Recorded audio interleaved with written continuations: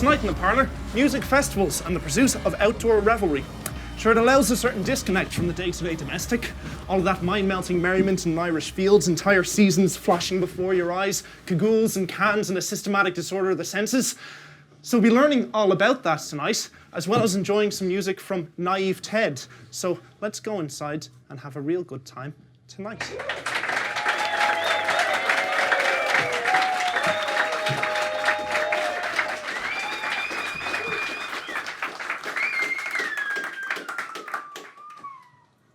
Bonjour, salut, allo, and welcome to the Parlour. The impossible dream, this glorious quest to sit around in Whelans, listen to some music, drink beer, and talk rubbish. Coming up on tonight's show, we're going to be speaking with Eoin Cregan from Bodytonic and Dave Judge from Canalaphonic. I mean Canalaphonic, let's not confuse or annoy anybody.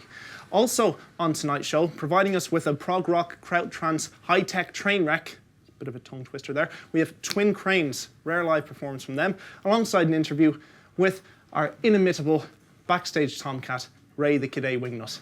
But to begin tonight's show, he's been scratching for our audience here this evening. You, most honoured armchair audience, will have to wait to see some of that online, but please make some noise and suspend your disbelief for Navie Ted.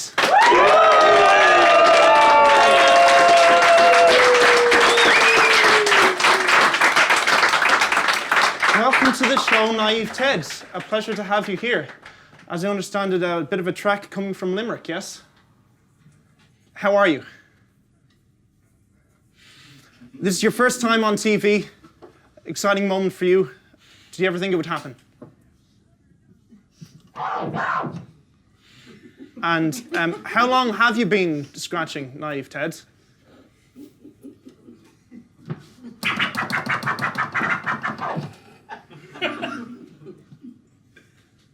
You're going to be performing for us tonight. Scratch music, Scratcho Vision. What's it all about? Okay. You have a lot of elaborate equipment here with you. Did it take you a while to assemble all this? Hello. Hello. How can I help you? I will speak on behalf of Ted. I'm his interpretive associate and cornerman. All right, sir. I'm Danny. How'd you do?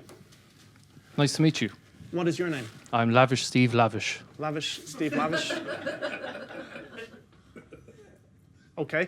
How do you know Ted? I ordered some records and some wrestling videos many years ago from Japan. Yeah. He was in the box. When they arrived, he climbed out of the box, put on the kettle, and he's been making me tea and communicating through records ever since. That is a convenient piece of serendipity.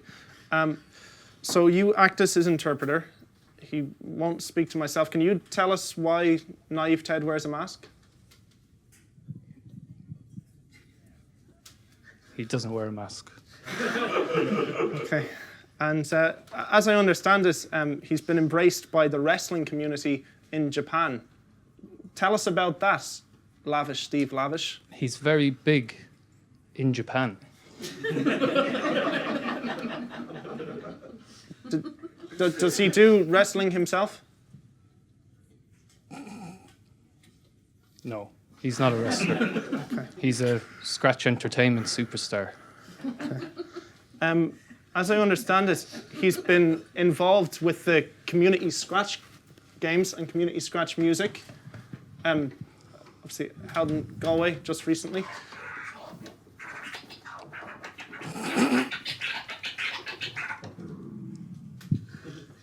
Yes. Okay. What's planned for the future for Navie Ted? Well, his album, The Inevitable Heel Term, drops in July. So that's going to be June. Sorry, drops in June. So that's going to be amazing. What do you think is the future of scratch music in Ireland, Navie Ted? It's you.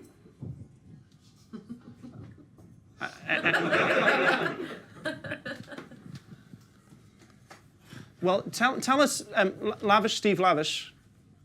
That's you. That's Navie Ted. That is Ted. Tell us about the track Navie Ted is going to play for us tonight. He's going to play a track from Merle's EP, Surface Tension, and the track is called Stranger Phobia. Groovy. Let's have a round of applause for that.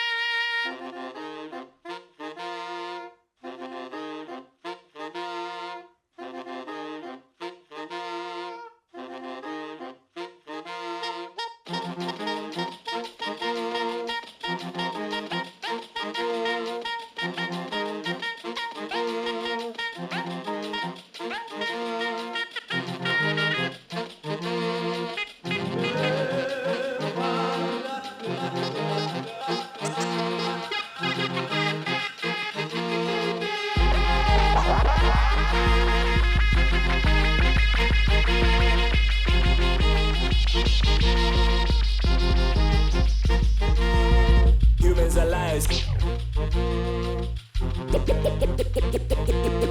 Humans are liars.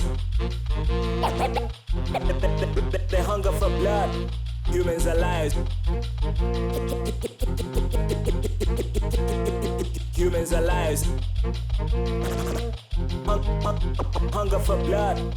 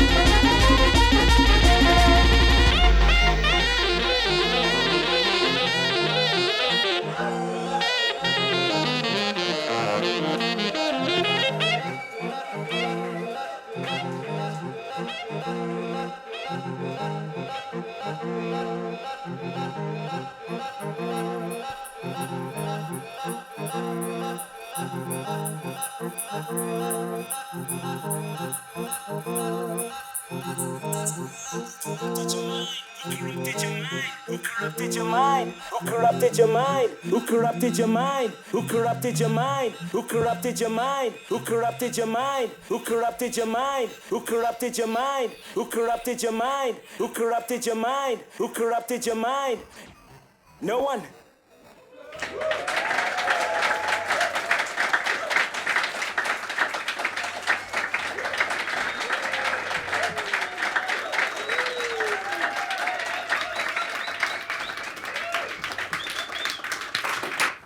Well, Move over, Miles Manley. My new favourite best friend, Navie Ted, will have another performance from him later on the show. As well as that, we have a bonus performance streaming on our website. I tell you every week, you never listen, www.theparlour.tv. It's on the World Wide Web, on the internet. Sure, if you're so inclined, you can put that into your HTTP browsers and access additional content. Anyway, music festivals, truly detestable or transcendent? They can be both, but, you know, hopefully not at the same time. In Ireland, by my count, we have 12,000 every summer. And here to tell us more about the festivals they're involved with organising, we have Eoin Cregan from Bodytonic, Life Festival and Beat Yard. And we have Dave Judge from Canalaphonic and Abner Brown. Round of applause, please. Thank you very much for being on the show. So, for anybody who doesn't know, tell us a little bit about the festivals you organise and what prompted you to organise them. Oh. Well, Bodytonic, we organise gigs, run venues, and lately we've been getting more and more into festivals. Our own sort of festival that we built from the ground up is called the Beat Yard. It's been running for 5 years. The idea was to put together a weekend of the best of what we do in a year. So it covers music, comedy, films, exhibitions, talks, workshops, anything to do with food and drink. So we just thought, why not put it all together for a weekend and make a big celebration out of it. Okay. And then Life Festival, we got involved with last year. It's been running, this is the 10th year, but we're involved this year on a booking level. Largely electronic, and would showcase some of the biggest names in electronic music worldwide, as well as up-and-coming Irish acts. And for yourself, Dave? Well, Canalaphonic came about with an approach from the council to me. I run a small little shop up in Rathmines called Abner Brown's, become a little bit of a hub for Irish independent music. And Sid Daly, a friend of mine, and the council said, listen, he's running a canal fest thing, and he said, would you help me with some music? And it just went from a small thing with 2 or 3 venues into what is now 22 venues, 2 outdoor stages, and we've got some amazing acts. And this is your first year putting on Canalaphonic. What have been some of the logistical head wrecks involved with that? Well, dealing with 120 bands on my own, I've learned to delegate, and I've only learned that probably in the last 2 or 3 weeks. I've got a lot of help, but yeah, I suppose the big lesson is delegate a bit more for next year, which we'll be bigger and better next year. When you're booking a festival, if you're booking it, you want to book, and then after that you want to step away and let someone else do all the logistics, because bands particularly, well, you just can't predict the questions you're going to be asked. Sure, and if you, I don't know, I suppose you allow them that access, they're going to be distracting you when you're trying to get other things organised as well, right? So yeah, I suppose you want to think of every question that can possibly be asked and prepare one document, which they won't read anyway. But if they keep emailing you, go, read the link, read the link. Every band thinks they're the only band playing at the festival. You know, okay. They don't realise they're one of 120 or 100 or 150, whatever. Yeah. You know, they all think they have a... Artist liaison is one of the most head-wrecking jobs available. You need extreme patience, and you need to be able to handle just a lot of things happening at once and potential meltdown. Okay. Arty people. So we're being quite negative about the artists that do play at the festivals, but both of you have been involved with giving a platform for independent Irish bands. Was that something you were conscious of with the festivals you've organised so far? From our end, yeah, I mean, we've been aiming to do that for years between our gigs and festivals, and we're always on the lookout for who's breaking through so that we can put them on a stage. And I'm delighted to give people an outlet. It's so hard for bands to get gigs, not even to get festivals, but to get gigs in pubs. There's not that many venues around, but there's hundreds of bands, so it's great to be able to give them an outlet. For yourself, I mean, you're putting on Beat Yard for 5 years, being involved with Life Festival. What would be the best mistakes you've learned from organising stuff? With the Beat Yard, the biggest mistake we made was going from 15 venues to 50 and 100 shows from 20 in the space of 6 months. It was too much to handle. It was too much of an increase. We didn't have the infrastructure to do it, to promote it on top of everything else we were doing day to day. So just baby steps. I get it. Okay. Master one thing, then move on to the next. I Dave, for I would yourself, like what it. would be your advice in terms of putting on events now? Having Get a good team around you. yeah. That's the one. need thing. more Get a people. good team around you who know what they're doing, not just wafflers. People who know what they're doing, and that would be it. Yeah. Cool. Get a good team around you. Guys, appreciate you being on the show. Thanks very much for joining us.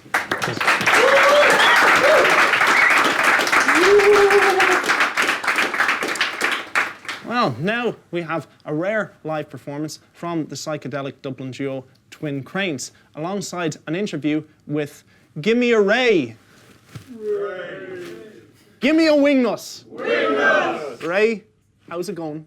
Wingnut, over to you. I am Ray Wingnut and I'm here with the lads from Twinkranes, Anto and Chris. How's it going, lads? Good, all good. Alright, so listen, you're just after coming off the stage after a sweaty set here in Whelans. How are you feeling? Energised. Yeah, he's energised, I'm wrecked. Wrecked and fuzzy. Listen, how long have you been together? Because it was my first time seeing you playing tonight. Can you give us a bit of background to Twinkranes, please? Well, we're going about 7 years in total. We had an album out about 5 years ago. So we changed lineups and all that kind of stuff. So myself and Chris have been going since the last 4 years maybe. Yeah. And we've just been working on material and doing gigs and that's it, you know, working on our second album, our follow-up, which will be out next year. The album came out like 5 years ago. Yeah, I know, it seems like a long time, but like band years, when you're doing it the way like a lot of bands are, they're like kind of like the opposite of dog years, Yeah. you know what I mean? Like a year isn't a year. You know, A year is only a month. 3 years is a year. That's the way it is. 3 years is a year, you know, it's not like, I don't know, there is certain bands that just like, they take a long time. Yeah. It's not that we haven't stopped. Or, Anto's trying to figure out the reverse in the age process. That's what happens. no, we haven't stopped. We've just taken us a long time to do what we're doing. It's just not generic stuff, you know. And if it's not good, it just doesn't come together, and that's it. But we do have an album near there, you know. If I may, right, I'm going to talk about what he looked like on stage for a second, right? As an onlooker, it looked like a drummer here, right, and a guy and a synth freak here, okay, and it was like a Venn diagram or something, you know what I mean? Yeah. Because he seemed to be kind of flaking into it in your own right, and kind of disappearing down into each other's holes, or I better start again. All right, so I'll try that again. Can you describe to me the kind of dynamic it is like in writing music with Twinkranes? Very, very. Very painful. we rehearse a lot, but we write and we record as we go, you know. So we jam a lot, and I think doing gigs has, you know, it kind of dictates to really the way we write. You know, we write for a live thing so that we can play it live. It's got energy in it, and Yeah. you know, if we're not in rehearsing, and it's not really much of a drive off. It doesn't really stay around. We do have some slower tunes, you know. Yeah. But we're always kind of pushing for that one where we can just get on it, get a groove on it, you know. So that's the writing process. It's not a traditional kind of let's sit down and write a song. Let's pick a topic. Let's pick an emotion. We just play, and whatever mood we're in when we're playing dictates what the song will be, you know. And then we work around them ideas and you know, just piece the songs together. A lot of it's improvisation and jamming as well. I mean, like your style is a very, very kind of strange style for me to watch as a drummer. Like, I mean, you know when you look at a drummer, you say like, oh, there's a left-hand drummer, there's a right-hand drummer. But your style is very kind of unique. You seem to kind of switch through and kind of have these weird. Yeah, that's just trying it out. That's just making up loads of stuff and getting a groove that works and playing over it, you know. Yeah. It's like with the setup we have. It's like we want to sound like a band. We don't want to sound like it was all just chopped up on a sequence on a computer, you know, and then play it. Even on the records, we want to sound like that. There's actually people playing it, you know. Yeah. I think the live drums just gives it that energy and gives it that just like some nights it might be slower, some it might be faster. Like, we don't use tracks or anything, so it's like literally all the bass lines he's playing them. You know, I mean, we bring in sequences, but they're floppy and you know, like we're playing off them a little bit, you know. Yeah. But like it's a live thing. It's not like if we mess up, there's nothing there still blasting out, you know. Yeah. So is that something that like is always in your minds are saying like, okay, we can't wait to play this live. You know what I mean? And like you say, when the drums are going live, is that you're just like... there's a lot of it, like, there's a lot of energy.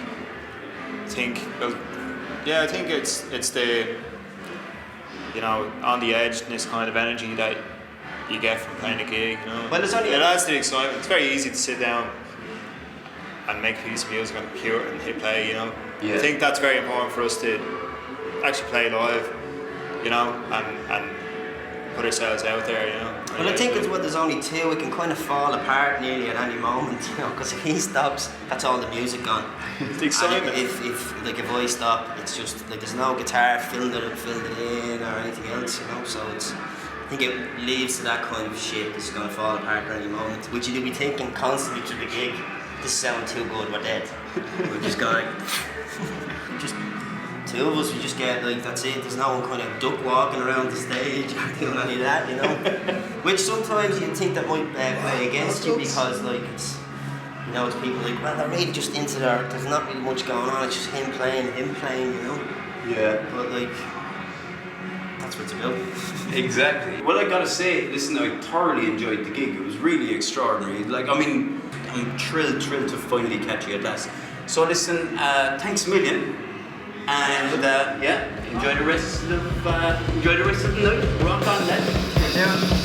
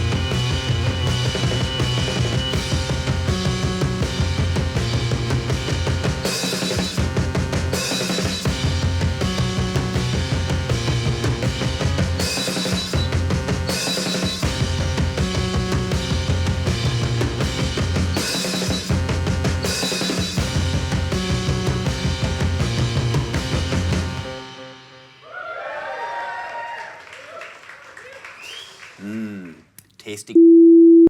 Can't use that. Can't use the brand. No.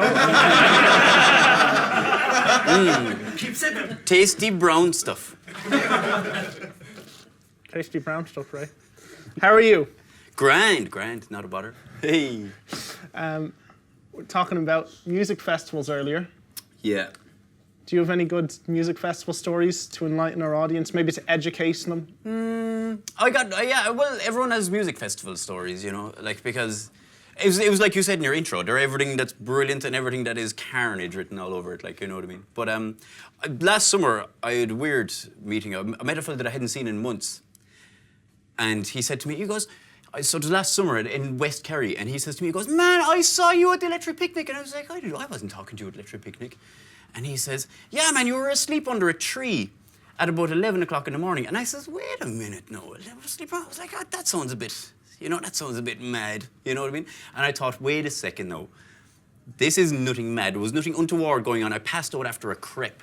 You know what I mean? I had a crepe in the morning time. I woke up right in my tent and I crawled out and I had no sugar in my system or something. I was just like, oh man, I need to get to this shop, you know? So I crawled down along through the campsite and stuff like that. And the first van that I saw was like this crepe place, you know? So I went up and I was just like, oh, geez, you gotta give me something, you know? You gotta give me some tasty brown stuff. You need to give me some crepes. Sure. And there was, and one goes, I got just the thing for you. Crepe with oh, I said another brand, with some more tasty brown stuff in there and some bananas and stuff, and it's going to be really, really great. And I was like, oh, do it, you know? So I got it, and I sat down under a tree, and hop, hop, hop, and it was so tasty, and it was lovely. And then I got a bit dizzy, and I passed out. So when your man said it to me, he was just like, yeah, man, you were passed out under a tree. And I was like, hey, that was only after a crepe. But nothing untoward. I'm fucking pure as the driven snow. There's threats wherever you go, I think is another exactly, point yeah, to even a think crepe of. can catch you out at a festival, you know? Now, to play us out, Bula Bus for Navie Ted.